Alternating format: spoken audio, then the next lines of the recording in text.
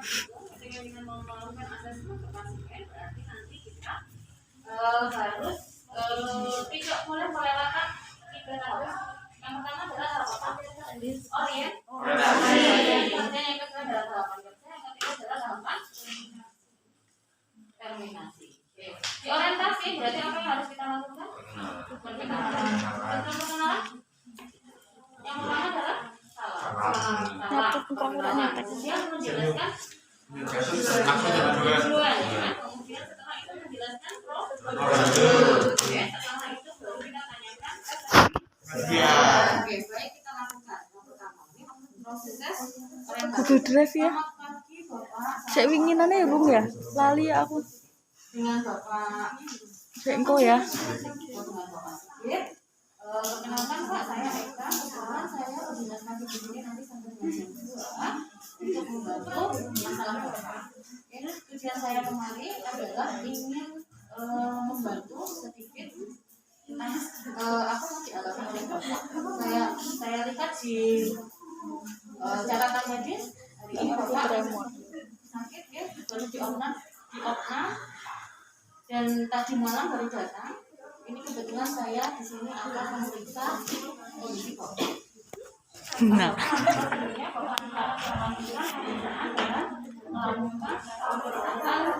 Amit ya.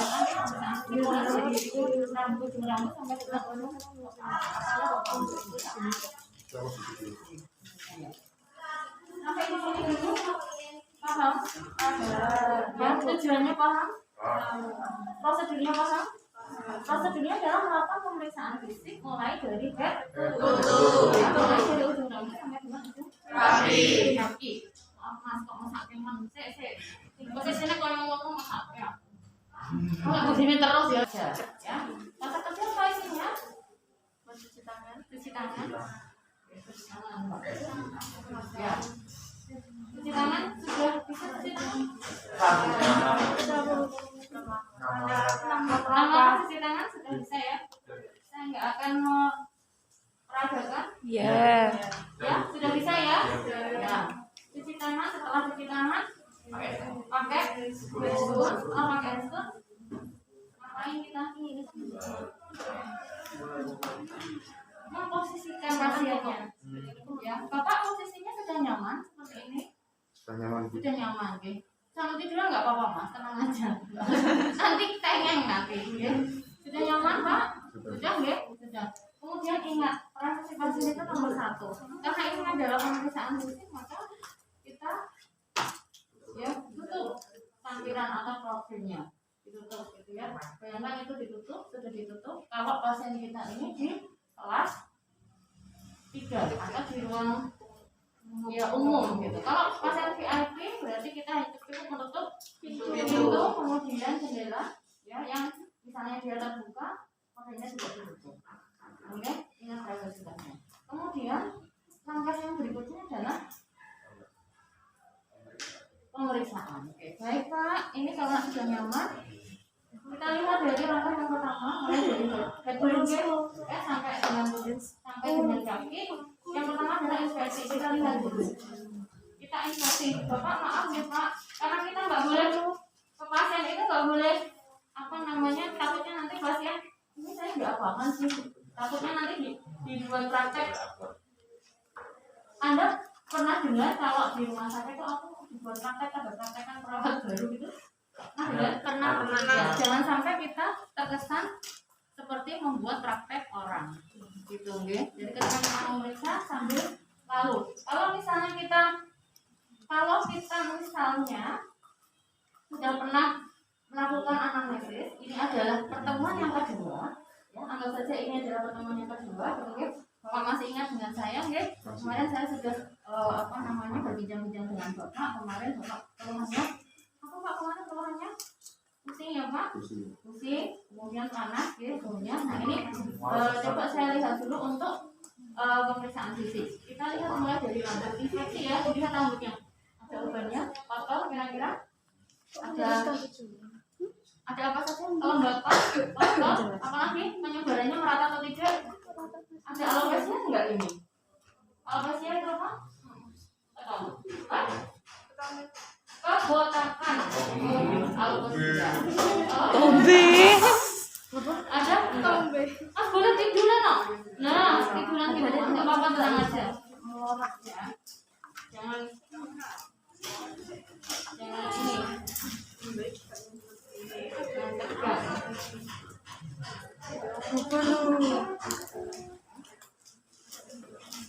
Baiknya perawat itu ada di samping kiri pasien. Karena ini Kanan nanti dong. kalau saya di sini saya juga ngomongin, di sini juga sambungan, jadi saya di tengah-tengah ya. Ya, baiknya adalah di samping Kanan. Iya, sebaliknya. Maaf, samping kanannya pasien. Di sini. Di sini. Baiknya kita di sini. Kalau mau melakukan pasien. Kalau mau melakukan perasa juga di sini. Ya, kalau di sana nanti kita ngide. Oke. Ya. Ya. Oke. Ya, karena ini praktek, saya nanti takutnya sana nggak bayar. Setelah melihat kita lakukan apa? Inspeksi. Kalau misalnya dirasa ketika dilihat itu kok bapaknya kita sambil mengkaji ya bapak sudah teramas. Jadi sambil melakukan pemeriksaan fisik kita sambil mencari mengumpulkan data primer dan sekunder ini jadi satu ya kayak pengkajian yang kemarin. Jadi bapak sudah teramas ini atau belum berapa hari belum teramas? 1 minggu misalnya. 1 minggu belum teramas. Kemudian maaf ya pak kita lihat betul karena ini setelah diinfeksi maka kita palpasi. Maaf ya pak. Ya. Jadi kalau dari sana itu kita nggak akan ngide. Kalau dari sana kita ngide. Kita periksa. Ada nggak hematom? Ada benjolan nggak? Maaf ya mas ya. Ini. Nah ada benjolan nggak dilihat? Oh iya ini ada ketombennya nggak? Kalau tadi katanya cuma dilihat begini kan kita nggak akan lihat. Tapi kalau dipalpasi begini akan lihat. Ada hematom tidak? Hematom itu Benjolan. Ada kira-kira di sana ada hematom atau tidak? Ada ketombe atau tidak? Ada kutunya atau tidak? Ya, ini kalau pada anak-anak biasanya anak-anak yang suka anak-anak di pondok gitu ya, itu biasanya orang sama teman-temannya di asrama gini ya. Hati-hati nanti kalau punya kutu nanti akan menyebar ke temannya. Sehingga nanti dilihat. Setelah dipalpasi kemudian diperfusi. Betul enggak sih kepala diperfusi? Betul. Tidak. Ketika kita palpasi itu tidak ada krepitasi tahu? Faktor pencetus. Banding. Ya, itu predisposisi. Kalau krepitasi itu adalah suara bunyi truk itu yang menandakan di sana ada kerapuhan tulang atau adanya patah tulang. Gitu ya. Jadi kalau misalnya di sini kok berarti ada hematom, berarti kemungkinan pasien ini terbentur oleh benda yang tajam atau benda yang apa ya kayak aspal gitu ya. Kemudian ada keretakan. Jadi perlu kita tahu. Betul nggak kita auskultasi? Tidak. Jadi tidak semua metode IPPA itu kita lakukan. Kalau pada kepala kita tidak perlu melakukan Auskultasi. Ya, setelah itu kita lihat di pemeriksaan kesadaran secara umum. Kemarin masih ingat kesadaran? Kompos mentis. Ya, itu kalau yang kualitatif atau yang kuantitatif? Kualitatif. Ada kompos mentis, ada Somnolen. ada Apatis. sopor, Somnolen. Sopor. Delirium. Kemudian ada delirium. Nah, ketika pasien ini bisa kita ajak berbicara pada fase orientasi, berarti otomatis kesadarannya adalah Kompos mentis. Kita gitu ya. Oh berarti kesadaran kompos mentis kita lihat dulu kondisinya bagaimana. Lemah atau kelelahan, kelemahan atau bagaimana kondisinya? Ya. Nah setelah itu baru kita lihat di bagian mata. Alatnya pakai. Inspeksinya bagaimana? Simetris atau tidak antara mata kanan dan kiri? Simetris. Maksudnya nanti sekarang ditulis ya. Mata kanan dan kiri simetris. Nah setelah itu dilihat pergerakan bola matanya. Ketika disinar, maaf ya mas, dilihat. Ya.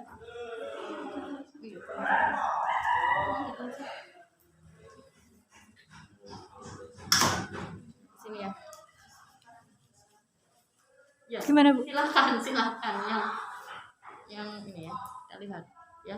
Dari sini kita akan melihat di sana ada pembesaran pupil atau tidak ya.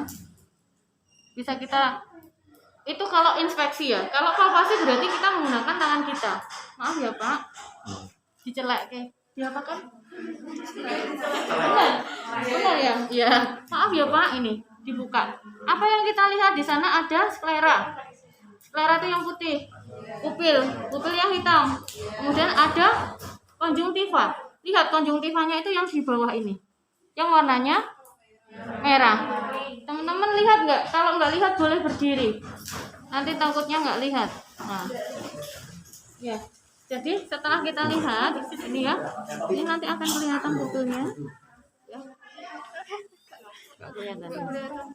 Ya nanti prakteklah sendiri-sendiri ya. Nanti satu-satu boleh. Nah, yang putih ini namanya sklera, yang hitam ini adalah pupil, dan yang ini adalah konjungtiva. Nah, kira-kira konjungtivanya anomis tidak? Nih. Enggak, Bu. Enggak. Oke. Enggak, konjungtiva tidak anomis. Skleranya ikterik tidak. Ikterik itu adalah warna kekuningan. Kekuningan atau tidak? Tidak, ya. Pupilnya bagaimana? Antara kanan dan kiri. Ini kalau dilihat di sini simetris, oke. Ya, tidak ada pembesaran. Oke, setelah itu baru masuk ke hidung. Ya. Bagaimana dilepas ininya? Maskernya Mas. Maaf ya Mas, nggak apa ya? Iya, nggak apa-apa. Nggak apa-apa? Nggak apa-apa. Ya, silahkan tidur. Ya, kita lihat hidungnya. Ketika dilihat simetris atau tidak antara lubang hidung kanan dan kiri. Simetris. Ya, bersih atau tidak? Bersih. Ya, dilihat. Kan dilihat dari sini, Mas. Ya, takutnya di sana ada sekret, ya. Kalau ada sekret, ya, kalau ada sekret berarti dia Flu. ya bisa flu, bisa yang lain ya, bisa banyak faktor gitu ya, mungkin dia batuk pilek atau yang lain gitu. Kemudian bisa kita lakukan dipalpasi. Kira-kira di sini tuh ada benjolan atau tidak? Maaf ya Mas. Ya, nggak apa-apa. Ini saya kasihan ya sama pasiennya. Ya dipalpasi. Ini tuh sinusnya. Ini kan ada sinusnya nih. Nah kalau ada benjolan pasti di sini ada ya kerasa gitu. Ya kemudian kalau misalnya di sana ada polip, ketika kita melakukan pemeriksaan ini, ya kan kelihatan. Ya, oh, ini bersih. Ada yang mau lihat? Kamu syuting sini, lihatlah. Ya bersih ya. Iya, Bu. Ya, ya ini bersih, nggak ada. Kalau ada polip itu juga akan bengkok gitu. Apanya, Bu, yang penting? Tulangnya, tulang ini, tulang hidungnya ini. Tulang nasalnya yang ada di dalam ini dilihat di sini. Oh, sini. Ya, polip itu dia ada bengkok. Kelihatan nggak? Oh, kelihatan, Bu. Kelihatan lah? Kelihatan. Iya. Nah, oke, itu ya. Melihat? Mau? Gak apa-apa ya Mas? Nggak apa-apa. Gak apa-apa nih kalau mau lihat, dilihat dulu. Sini peganglah. Nanti gantian kalau pas Iya. ditempelkan nggak apa-apa. Nggak apa-apa nanti. Kelihatan? Di mulut. Apa yang harus dilihat di mulut? Kebersihan gigi. Ada karies atau tidak? Karies tahu ya? Iya, karang. Ya, tidak hanya kerak gigi, tapi di sana ada lubang, ya, ada inflamasi atau tidak, gitu. Kemudian coba minta tolong Mas, tong sepatu. Ya, di bak instrumen. Gimana, Bu? Ini, Bu. Tong sepatu, tahu nggak? Enggak. Itu namanya reflektomer. Ini betul. Nih, minta satu pasangnya satu. Yang sini kita. Sap. Coba.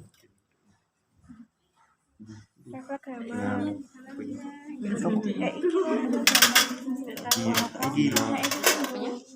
Ngetik tang iki, buka kabel. Ini namanya tong sepatu. Tulisannya tahu Lidah. lidah. patel, kedip lidah. Tong patel. Gambar gue. Tong patel. Ini namanya Pen light. penlight. Nah, ketika lampu yang bolpen yang ada lampunya namanya penlight ya. Nah, pada saat kita melakukan pemeriksaan mulut itu berarti Pak, mohon maaf, mulutnya dibuka nggih? Nah, dibuka lebar Pak ya. Untuk mengetahui apakah di apa namanya palatum itu kan ada dua, palatum jarum sama palatum mol. Kalau yang atas itu berarti masuknya palatum mol ya, benar? Yang ada uvulannya ketika kita tidur, kemarin masih ingat ya, ketika kita tidur uvula menutup, kemudian amandalnya itu menutup, bisa menimbulkan suara snoring atau ngorok gitu ya. Ngorok. Kalau yang suara gigi menggerak gitu, itu namanya apa? Ya itu biasa kalau tidur kayak gitu ya. Oh iya, kalau tidur kayak gitu. Nah, pada saat kita melakukan pemeriksaan mulut ya, coba Pak, mulutnya dibuka, lidahnya kita tekan dengan ini. Pak, dibuka lagi Pak, kita tekan. Maaf, enggak biar kelihatan. Nah, ini akan kelihatan palatumnya. Ya, palatum mol sama palatum jarum, kemudian uvulanya akan kelihatan. Gitu. Ya. Dilihat kondisinya gigi, kemudian gusi gitu ya. Kemudian apalagi kebersihan. Ya, itu pada gigi. Setelah itu, setelah ada gigi ada telinga. Ya. Kalau di telinga, apa yang harus kita lihat? Kanan kiri simetris atau tidak? Kebersihannya bagaimana? Berarti dengan menggunakan, silakan dilihat. Pakai penlight di sini.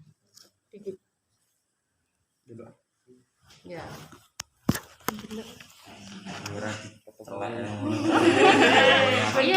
Iya, harus pakai tangan kalau oh itu iya, ada serumennya. Serumen itu apa? Kotoran. Ya, kotoran yang ada di telinga itu namanya serumen. Ya. The name is curag. Oh ya. In English is kopok. Ya, itu ya. Ya, itu nggih. Jadi kalau misalnya ada serumen itu banyak atau sedikit, itu bentuknya seperti apa serumennya? Dia ada yang kering ya biasanya, kemudian ada yang basah. Kalau pada pasien-pasien dengan otitis media akut gitu ya, pasien apa itu? Pasien inflamasi pada gendang telinga itu biasanya dia ngerti pasien curatan apa? Yang kopokan yang dia warna air itu ya. Ya kopokan itu Bu. Ya, itu serumennya bentuknya cair. Gitu ya. Jadi itu berarti pada pasien-pasien itu berarti kita lakukan pemeriksaan, kemudian kita lakukan irigasi telinga. Ya. Irigasi Pembersihan. Iya, disemprot pakai irigasi telinga. Irigasi telinga besok kita lanjutkan di besok gitu, oke? Nah. Oke. Setelah telinga kemudian kita periksa bagian mana? Leher. Kamu boleh duduk. Bapak duduk, kita berada di belakangnya pasien, kita lihat ya. Ini lehernya itu dengan kita bermodalkan tiga jari ini, kita lihat. Bapak di sini, bapaknya disuruh menelan. Coba menelan. Kita akan rasakan di sana ada pergerakan apa? Cakun. Ya, kelenjar tiroid ya. Bukan getah bening ada di sini. Banyak sih getah bening banyak ya. Kalau yang pada saat kita melakukan pemeriksaan ini kita akan merasakan kelenjar gondok. Boleh teman-teman kalau mau dirasakan sama pasangannya sendiri. Coba menelan. Aku.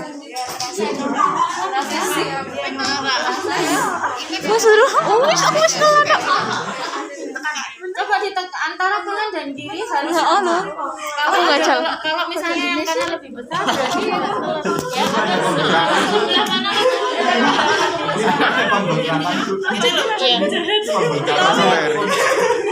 Di sini. Iya, dari belakang. Wes, kowe kurang anu berarti majunya ini. Pasangan gantian. Yang mana? Yang kanan dan kiri. Kalau yang depan itu namanya jakun. Wes, Kalau jakun yang punya cowok saja. Kalau ada pembesaran berarti kita bisa lihat oh ini yang kanan atau yang kiri. Setelah ini kita lakukan pemeriksaan bagian dada. atau dada ya. Dada itu ada 3 macam yang akan kita periksa: jantung, paru, sama abdomen. Itu pakainya IGA. Pada saat kita inspeksi, oh antara ini simetris enggak sih dadanya kanan dan kiri? Simetris ya. Kanan dan kiri simetris? Simetris. Oke, inspeksinya. Kemudian pada saat kita palpasi ada gravitasi enggak? Ini kita palpasi. Ya. Pada saat kita inspeksi selain kanan kiri itu simetris, dibuka. Dibuka ya, Mas? Sudah mandi ya? Oh, nanti Bu Eka semaput nanti nek. Guyon ya, Mas. Ini kita buka. Bapak boleh tiduran dulu. Nah, Bapak boleh tiduran ya. Ini dibuka, dilihat ada jejas atau tidak. Jejas itu berarti ada luka atau tidak. Ketika ya, ini ada luka atau tidak. Gitu ya. Kemudian ada kemerahan atau tidak warnanya, gitu ya. Setelah itu baru kita palpasi, setelah palpasi diperkusi. Cara perkusinya ketika di lapang parunya itu dia tidak ada masalah, maka duduk Pak, Bapak duduk. Kita menggunakan tangan 2 begini. Bapaknya disuruh bilang 99. Pak, Bapak 99. Ya. Akan ada getaran. Ya silahkan teman-teman mencoba pasangannya. 99 antara paru kanan ya. Paru kanan dan kiri ya 99. Lagi Pak 99. Oh boleh 99. Kena getaran. Mana? Yo, udah. Yo, 99.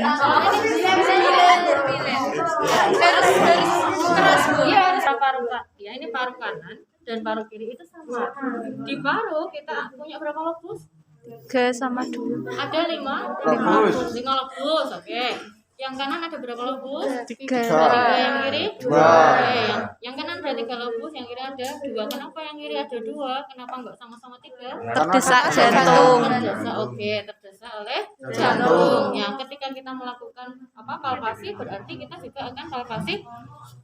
Kalau jantung kita nggak bisa palpasi dengan tangan seperti ini karena jantung letaknya di dalam. Ya, kita palpasi, kita lihat, kita palpasi letaknya di mana. Bunyi normalnya paru adalah vesikuler. Kalau di sana ada bunyi suara tambahan berarti dia tidak normal. Nah, kemudian baru kita tidurkan lagi, kita lakukan perkusi. Kalau mau perkusi berarti buka ya Mas, apa ya? Maaf ya. Untung raku. Nah, gimana Mas? Kalau cewek Oh, apa kan perawatnya cewek. Berarti kalau cowok menanganinya pasien cowok, kalau cewek pasien. Iya, kalau bisa cowok itu pasiennya cowok, cewek ya perawatnya cewek. Kalau palpasi kita gunakan jari tengah ini. Ya, ini begini. Akan kelihatan, akan terasa ketika ya kalau kita kena tulang maka bunyinya akan berbeda ya, kalau ruangan ini antara tulang iga dengan tulang iga yang satunya juga akan berbeda. Kalau misalnya di sini itu ya di abdomen ini juga akan berbeda karena isinya cairan. Kalau isinya udara, misalnya dengan pasiennya kembung gitu ya, itu akan berbeda juga. Ya, dipertimpani itu akan berbeda. Kalau kembung, biasanya kalau kita pukul seperti ini pakai berapa? 5 jari atau 3 jari begini kan bung bung bung gitu ya. Sama ketika kita perkusi juga akan bung bung bung ya. Ini juga nanti akan suaranya berbeda. Nanti silahkan dicoba. Ya. Ini kamera. Suaranya sonor, peka. Kalau kita kelihatan, kalau kita perkusi ketemu tulang, suaranya bunyinya peka. Kalau kita ada ruangan seperti ini namanya sonor. Ketika ada udara namanya timpani. Ya, nanti dicoba sendiri-sendiri gitu, ya. Ya, timpani. Jadi kalau misalnya kembang berarti hipertimpani, banyak udara yang ada di dalam abdomen atau rongga perut gitu, ya. Nah, setelah itu kita lakukan auskultasi. Ketika kita melakukan auskultasi, ya. Siti, kalau yang pakai jilbab berarti ininya dimasukkan ya? Iya. Dimasukkan ya, nanti dia. Nah, pada saat kita melakukan sebelum kita melakukan ini, kita tes dulu. Ini ada penguncinya. Nah, ketika sudah dibuka, pasti ketika kita ketuk seperti ini, kita akan terasa. Ini video Mas Masih. Kita Mundur. dada kanan. Kiri ya, kanan dan sini. Dada kanan, ini kanan tangan saya. Dada kanan, tangan kiri dengan cara Bapak tarik nafas panjang ya Pak. Dibuang. Akan terlihat suaranya. Suaranya bunyi. Kalau dia normal adalah vesikular, tidak ada suara tambahan. Tapi ketika ada suara, tarik nafas lagi Pak. Suaranya adalah ketika kita pernah minum es. Es teh, tinggal es batunya aja. Habis mau diserap. Itu bunyinya gimana? Nah, itu namanya ronci. Tetapi ketika tarik nafas panjang Pak, hembuskan, soalnya itu namanya wheezing atau mengi. Ada atelektasis, ada penyempitan jalan nafas. Gitu nggih? Mengi. Oke. Nah, pada saat kita melakukan inspeksi jantung, nggak mungkin jantungnya Pak kelihatan. Itu berarti ya kita berarti kayak Mbah Dukun, jantung itu kan terlapisi. Jadi kita nggak bisa dengan mata kepala telanjang. Jadi ketika jantung ya kita raba, ya kita hanya bisa melakukan auskultasi di mana di unit apikal jantung itu berarti sejajar dengan puting. Kalau pada perempuan sejajar dengan puting, dia berada di posta ke-4. Ya. Sebelah mananya Bu? Atasnya. Ini puting. Langsung pas di putingnya. Ya. Apa? Nanti di apa namanya? Di sebelah puting apa pas puting? Di pas atas puting. ya. Di antara puting itu ya, di atas puting, di samping, di tengah-tengah iya, gitu. iya. Kalau pada perempuan ya agak naik karena kan ketutup lemak. Benjendel. Ketutup lemak ya, denyut apikanya. Nanti diraba sendiri-sendiri ya. Dia sejajar dengan puting, mid clavicula. Ini namanya clavicula. Clavicula itu berarti tulang ini. Mid clavicula itu berarti mid berarti di tengah, ya. Mid itu tengah. Kemudian mid clavicula ini ya sini agak naik, kemudian ini pas puting, nah ini nanti akan di kedengaran.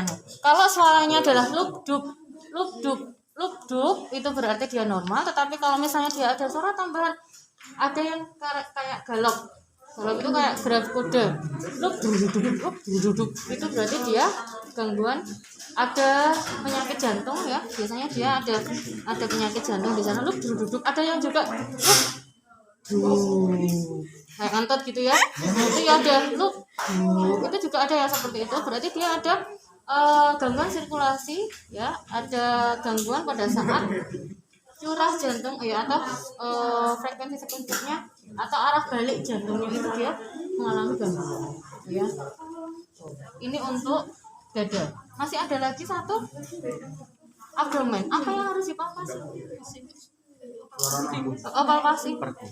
Palpasi dulu ya, tadi dipalpasi ada benjolan atau tidak, ini dibuka ya. Ketika dilihat diinspeksi, oh dia ada atau tidak, ada luka atau tidak. Kalau pada pas operasi berarti ada luka ada luka jahit atau tidak gitu nggih ya. Kalau misalnya nggak ada berarti kita palpasi antara kanan dan kiri ya, sampai dengan ke simfisis ya. Nggak mungkin saya palpasi Mas nanti ya, nanti takutnya ada yang berdiri Harga diri. Maaf ya Mas, kalau di kesehatan kita nggak ada itu ya. Nggak ada Maaf ya. sensor. Ya, jadi nggak, maaf ya Mas, guyon loh Mas, Iya, nggak saya apa-apa. guyon. Jangan begitu. Dulu Bu Eka tuh juga dulu dikerjain sama perawat, ya, dikerjain. Jadi cerita ya. Dulu pada saat praktek pertama ini seusia jenengan gitu di rumah sakit Ambarawa, saya kedapatan masang kateter cowok, laki-laki mbah-mbah, dek sini dek praktekan gitu ya. Terus di ini kateter, suruh pasang kateter. Terus akhirnya begitu baru dipegang gitu ya, berdiri, loh mas itu berdiri, ya tapi caranya biar tidur dulu gimana loh, justru kalau berdiri kan justru malah lebih gampang gitu ya, sama mas-masnya itu diselentiki gitu. Habis saya nggak bisa tidur habis itu. Kita jadi membayangkan itu, tapi saya pegang apa? Ya itu saya dikerjain kayak gitu. Besok jenengan juga akan bisa memasang kateter cowok dan kateter perempuan. Kalau kateter perempuan, kalau kita dapatnya masih gadis, hati-hati ya, ketika kita masang kan di situ ada 3 lubang kalau perempuan. Yang paling atas itu uretra, yang tengah itu vagina, dan yang paling bawah adalah dubur atau rektum atau anus gitu ya. Jadi yang perlu dipasang adalah yang atas sendiri, jangan masangnya di tengah. Kalau masang di tengah nanti otomatis ya selaput darahnya akan pecah. Anda ya dituduh untuk apa, dituduh tidak memperawani, harus bertanggung jawab gitu, Bu, ya. tapi kalau yang nggak punya selaput darah kan ada katanya. Yang nggak punya selaput darah tapi kan tetap apa namanya, kalau ada benda tumpul dia masuk, kalau dimasukkan otomatis dia kan vaginanya mbak itu sudah melewet, yang tengah itu, jadi mau cari yang atas itu jenengan mau dicelak-celak kayak gini ya susah, hati-hati, pasti susah gitu ya. Nah enak itu kalau dapat ibu-ibu pacar ya, Masih. ya tergantung ibu-ibunya itu kurus atau gemuk gitu ya. Gemuk angel ya. Kalau gemuk kita kesusahan untuk melihat lubangnya, karena lubangnya yang kita cari adalah yang di atas. Itu rambutnya dipotong dulu nggak Bu? Kalau misalnya lubangnya terlihat nggak perlu dipotong, kecuali kalau itu tindakannya adalah tindakan mau operasi, berarti di skeren. Namanya potong rambut itu skeren ya. Iya. Skeren. Nanti hati-hati ketika jenengan disuruh dek minta tolong skeren, dilihat dulu ya. Takutnya begini, ini juga pengalaman saya tuh disuruh skeren, dek minta tolong pasien kamar A, minta tolong ini airnya siapa? Apa? Tumpah tuh airnya. Aku berisik ya. Apa? Cari apa? Apel. Disuruh sekarang, nanti hati-hati. Sekarang apa dulu kita lihat pasiennya. Pasiennya itu mau operasi apa? Pasien misalnya mau operasi hernia inguinal. Iya, tulang beluk katanya ya, pintar banget. Tulang beluk hernia inguinal berarti ada cincin yang tidak pas itu di daerah inguinal. Inguinal itu berarti di selangkangan ya, di selangkangan. Berarti dia butuh di skeren. Skeren itu berarti yang di skeren adalah pubis. Pubis tahu? Ya, pubis itu rambut kemaluan. Ya, itu yang di skeren rambut kemaluan. Tetapi ketika minta tolong dia itu namanya di skeren, padahal yang dioperasi itu kepalanya. Kenapa yang di skeren kemaluannya? Hati-hati ya. Jadi ada mahasiswa mana gitu disuruh skeren, sudah tes skeren gitu ya, ternyata operasinya di kepala, harusnya kan di skeren dibebaskan daerah kepala, tapi dia nyekerannya adalah nyekeran bagian kemaluan. Nah, mana yang katanya sudah di skeren? Sudah apanya? Itu pubisnya. Untungnya pasiennya nggak protes, nggak tahu, taunya ibu mau operasi ya, jadi ini saya bersihkan dulu, padahal operasinya di kepala, yang mau di skeren adalah kepala.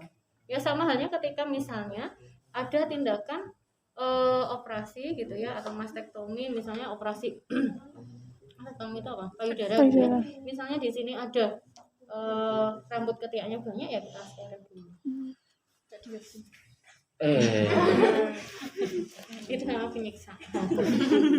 Ya, itu nggih. Jadi sambil si palpasi gitu ya. Kalau pada anak-anak berarti kita palpasinya metodenya adalah kalau message-nya itu adalah I love you, I dulu.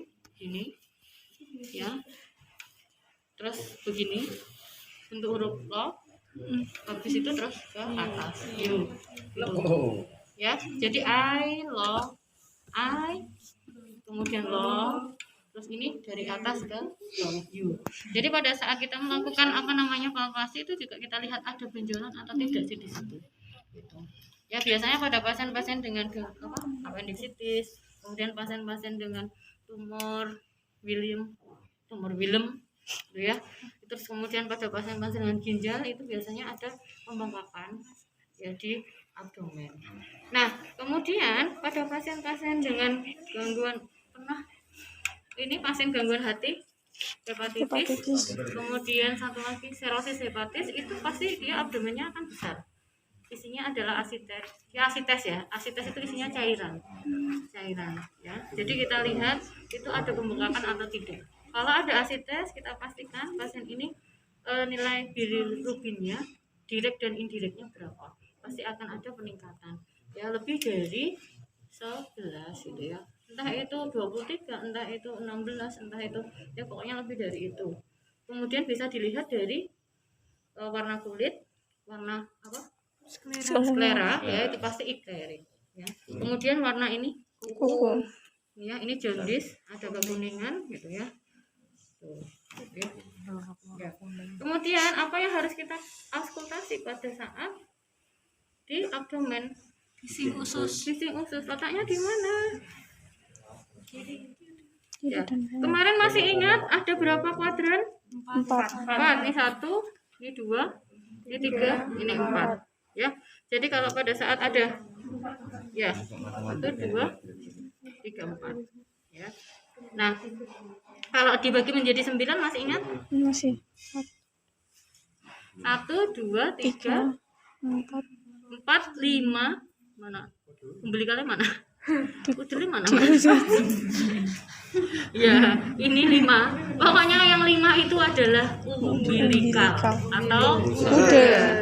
Ya, bahasa kerennya udel. Bahasa kerennya adalah udel gitu ya. Nih. Terus kalau misalnya ada pasien dengan gastritis atau sakit gastritis lambung, peradangan pada gastro atau gaster, peradangan pada lambung, maka dia akan nyeri tekan di sini, ulu hati. Ini ya, ini namanya PX. PX tahu PX? Belum ya. PX itu kalau kita raba di ini tuh tulang pedang itu namanya PX ya. Di pulung hati ini namanya, ini kan kuadran kedua ya. Kalau dibagi menjadi 9 region berarti region yang kedua. Namanya epigastrik. Epikosis Ya, epigastrik. Epigastrik. Nah, yang nomor 1, 2, 3, 4, 5, 6, 7, nomor 8 itu berarti simfisis. Simfisis itu bawahnya udel, bawahnya umbilikal. Itu berarti simfisis nomor 8. Ya. Nomor 7 dan 9 itu berarti inguinal. Ya, kalau 9 berarti inguinal kanan, kalau 7 berarti inguinal kiri gitu ya.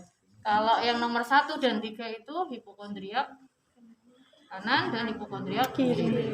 Ya. Kemudian yang sampingnya, kira-kira yang sampingnya umbilikal, kanan kirinya apa ya? Namanya lah. Namanya apa? Namanya apa? Tak buat PR tak buat PR aja biar nanti mencari. Kemarin Bu Eka sudah terangkan loh pada saat ini. Masih ingat? PR aja. Ya. Enggak apa-apa kalau PR itu nanti biar jenengan ingat ya, hanya 2 toh PR-nya. Ya. Berarti kalau yang nomor 5 itu adalah umbilikal, berarti yang nomor 3 dan 4 itu apa? 3 dan 6, 4 dan 6. 4 dan 6. 4 dan 6, maaf, 4 dan 6. Ya, itu. Ya. Kembali lagi ke mana? Perut. Oke, karena usus itu dibagi menjadi berapa bagian? Usus besar, usus halus. 3 atau 4? 3? Oke. Iya, usus halus. 12 hari. Oke, kalau menurut tempatnya gitu, yang sini namanya apa? Ascendant. Ascendant. Ini Descendant. descendant berarti kan yang sebelah sini saya. Oh, yang turun ding. Ya, ini adalah ascendant, ini adalah descendant, yang ini adalah Transversal. transversal atau transversum biasanya ya, sama. Nah, ketika di ascendant ini makanan itu setelah ya, kalau di sistem pencernaan ini sambil menerangkan ya, apa ya, sambil mengulang ya kita biar lancar besok. Jadi ketika makanan masuk ke dalam tubuh itu dibantu oleh yang namanya enzim tialin sama amilasa ya, masuk ke dalam tubuh melalui kerongkongan, kemudian dia masuk ke dalam lambung, dia diubah menjadi bubur kim selama berapa jam? Kurang lebih 8 jam ya, berapa? 4 jam apa 8 jam? Benar? Nanti coba dilihat setelah makan Anda keluarnya itu berapa jam keluarnya, tergantung makanannya. tergantung makanannya apa tergantung apa namanya, Tergantung enzimnya. tergantung apanya. Ada yang ini nih, kita bisa berpikir kritis. Untuk makanannya ya, Bu. Makanan Kan ada yang berserat, maksudnya ada kan yang kayak enggak. Ada yang ada yang berserat, daging itu yang enggak. berapa jam, ada yang sayur berapa jam gitu. Orang tergantung makanannya. Ya sudah, sekarang waktu paling cepat berapa jam, Wis? Habis makan langsung keluar, bisa makan kemudian dikeluarkan. Ya coba sekarang makan durian, ya. Misalnya makan durian, kemudian keluarnya apakah bau durian? Iya. loh, Petir, lambungnya petir. Keluarnya sekarang bau durian? Belum. Nanti setelah 8 jam atau dia lebih dari, kan tergantung seratnya. Setelah makan durian itu dia makan apa lagi? Oh. Ya cairannya bagaimana, seratnya bagaimana. Kalau dia keluar nanti kan ada juga habis makan buah naga merah. Iya. Ya, kan nggak langsung seketika habis makan terus langsung keluar, nggak, nunggu 8 jam fesesnya akan berubah menjadi kemerahan. Oh. Gitu ya, pada saat dia berada di gaster tadi, kemudian makanan itu diubah menjadi bubur kim selama kurang lebih 4-5 jam berubah jadi bubur kim, kemudian dia akan masuk di usus ini tadi apa? Ascendant. Di usus ascendant dia akan terjadi yang namanya apa? Terjadi apa di usus ascendant? Penyerapan. Atau bahasa kerennya apa?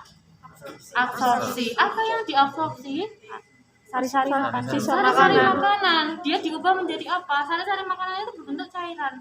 Jadi ketika misalnya jenengan itu ada istilahnya ada inflamasi, ada gangguan di dalam apa namanya usus gitu ya, misalnya keluarnya kok diare terus gitu ya, itu ada gangguan di kolon ini ascendant ya, kemudian dia akan diabsorpsi diteruskan ke kolon transversal ya. Di transversal atau transversum tadi dia juga prosesnya adalah absorpsi sari-sari makanan dan cairan, masih cairan bentuknya. Baru di kolon descendant dia nanti bentuknya adalah belum feses, dia ada proses apa? Reabsorpsi tadi. Jadi ada sari-sari makanan, kan ini sari-sari makanan saja. Kemudian ada reabsorpsi di kolon descendant, kemudian masuk di sigmoid. Nah, di sigmoid itu baru bentuknya adalah feses yang siap dibuang melalui rektum. Paham? Makanya kenapa di sigmoid itu bentuknya kayak feses gitu ya? Khususnya kan begini ya. Ya, belenduk gitu kayak feses gitu ya. Itu karena di situ menggunakan feses di situ. Paham ya? Jadi kalau misalnya ada gangguan di belakang, itis ya, Radang. itu adalah radang. Gastritis berarti peradangan pada gastro.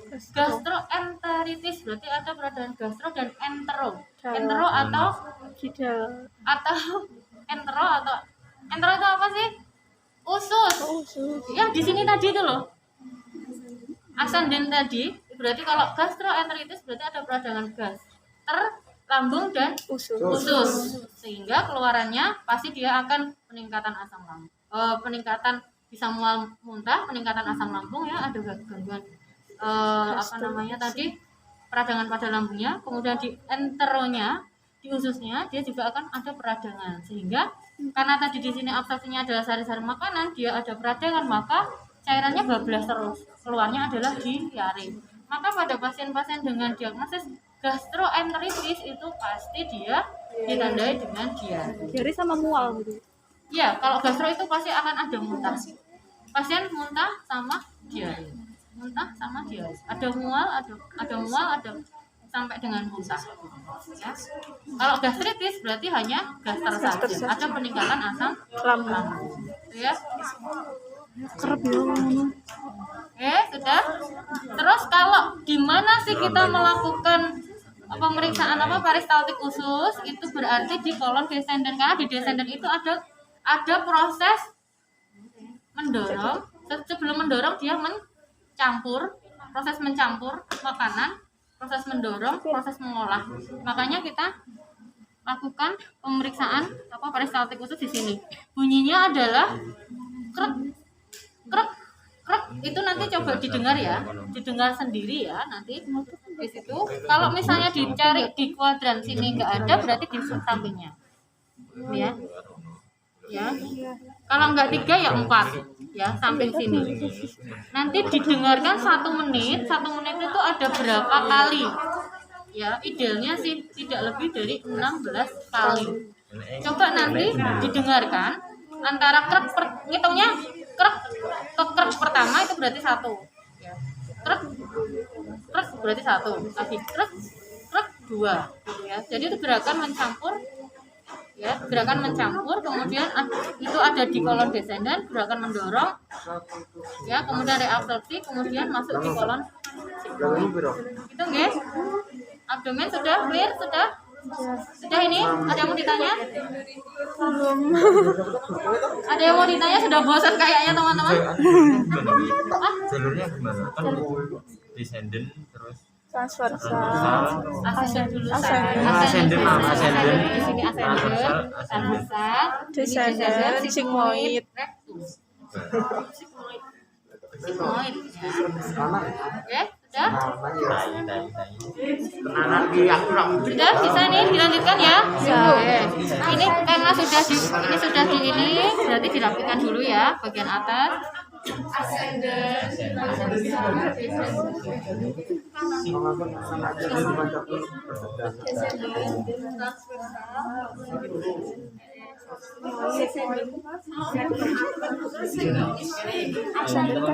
lanjut ya. Iya.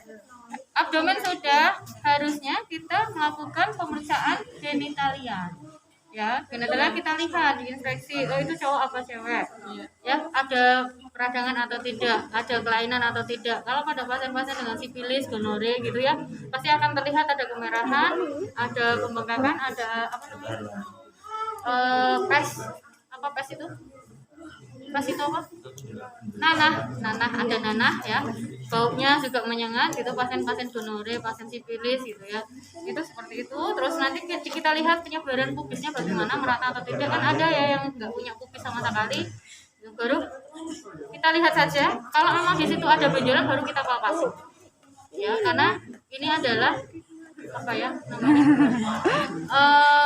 privasi ya, jadi kita nggak boleh asal pegang, jadi hanya perlu diinspeksi kalau memang di sana ada benjolan, kecuali ada tumor Bartolini pada pasien perempuan ya, ada tumor Bartolini itu berarti kita melakukan pakai pen light, pasiennya posisinya dorsal recumbens, posisinya seperti ini. Orang ibu ya, melahirkan Pak. itu Ini gini sih Pak. Nah ini satu lagi Pak, dorsal recumbens itu mekekeh. kayak mau melahirkan itu ya Bu Ya, kayak mau melahirkan itu ya. Ya, kalau ya mekekeh kangkang. Ini posisinya seperti ini. Kemudian pakai apa namanya? Pen light. Dorsal recumbens beda dengan litotomi ya. Ya. Kalau litotomi ini diangkat. Ini diangkat begini. Ini orang melahirkan. Ya, orang melahirkan. Kalau dorsal recumbens seperti ini. Dorsal recumbens. Ya, seperti ini. Kemudian kita pakai pen light, kita buka antara labia mayora sama minora. Ada klitoris, tahu klitoris ya? Ya. Klitoris, kalau ada tumor Bartolini itu di sana ada pembengkakan di antara klitoris itu. Ya. Itu harus dibuka, dilihat di bawah. Ya. Yang kecil itu namanya klitoris. Kalau pinggir-pinggir itu bibir itu berarti bibir dalam sama luar itu namanya labia minor sama mayor. Minor yang dalam, mayor yang luar. Oke. Itu ya genitalia. Kemudian kita lakukan pemeriksaan ekstremitas. Ya, kalau ekstremitas kemampuan otot ya, kemampuan otot gerak. Bapak boleh duduk kakinya kayak ini Pak.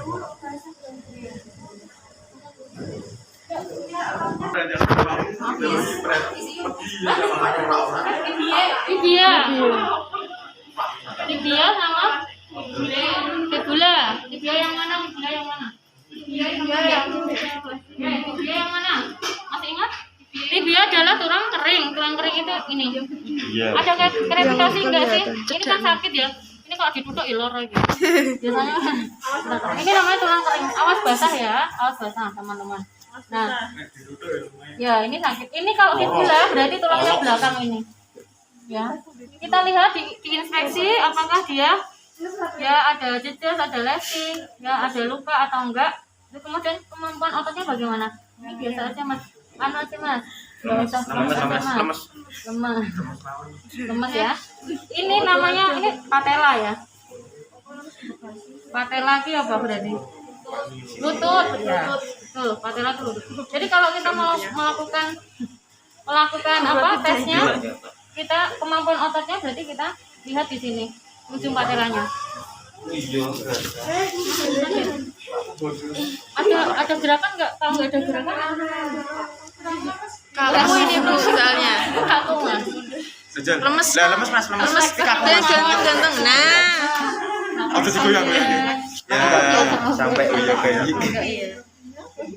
Harusnya ada pergerakan. Ini nanti harus ada. Nah, itu kaki. Ya refleks. Ini namanya refleks. Di bagian bawah sini ya. Terus-terusan ya nanti kasihan ya. Ayo. Tapi gantian ya, ini di sini ya. Tapi kaku banget. Lemes mas. Gantian. Bisa, ini berarti bisa. Ini juga akan ada pergerakan. Nih. Lihatnya di sini. Aduh, Cetek loh, Bu. sakit dong mas. Ya udah lumayan. Takut sama Bu Eka dimarahin, bilangnya enggak. Nah, ini memang ada pergerakan. Ya. Ini bicep sama tricep. Ya, bicep sama tricep. Bicep Ini sejajar dengan Bicep. Ini radius ya, ulna yang mana? Radius Ya, jadi ini.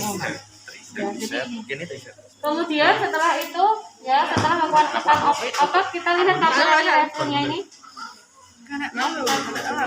Baliknya harusnya lebih cepat, tidak kurang dari 3 detik ya. Nih. Udah begini kan?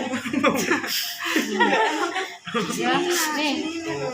Ada yang kurang? Kalau kurang berarti dia ada gangguan di oksigenasi. Ya.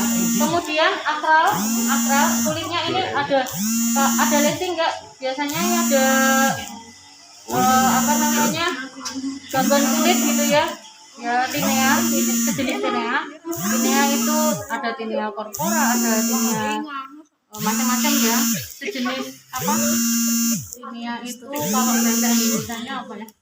Panu ya, sejenis panu kudis gitu ya. Kalau misalnya kulitnya ada itu berarti nanti kita kulit di sana ada gangguan integritas kulit di sana ya, ada panu.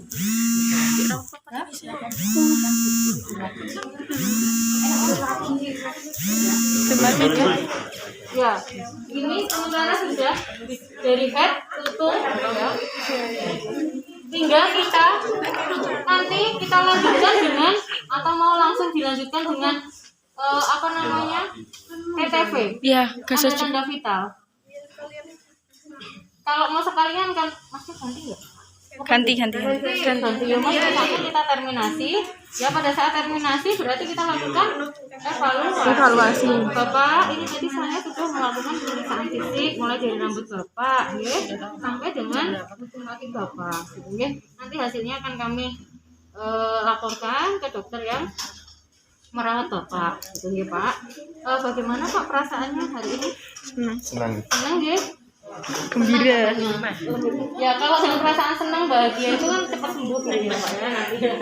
Nah kita memberikan motivasi. Nah baiklah Pak, ini tugas saya sudah selesai. Nanti saya akan kembali lagi untuk mengukur tanda-tanda vital Bapak. Oke, Bapak kalau ada apa, keperluan boleh ke ruang perawat atau bisa cek bel yang ada di samping ya samping bed kanan bed Bapak. Oke Pak, saya pamit ya Pak. Oke. Kita pamit ya. Assalamualaikum, selamat siang, selamat pagi. Pamit, rapikan alat, cuci tangan. Itu sudah selesai. Dua kali tak nengke. Paham? Paham. Ya. Nanti bisa praktek ya berarti ya, kamu ya. Oke. Untuk pemeriksaan fisik sudah selesai. Ini jam berapa ini? 9.40. Kita sampai jam berapa sih? Setengah 10. 10.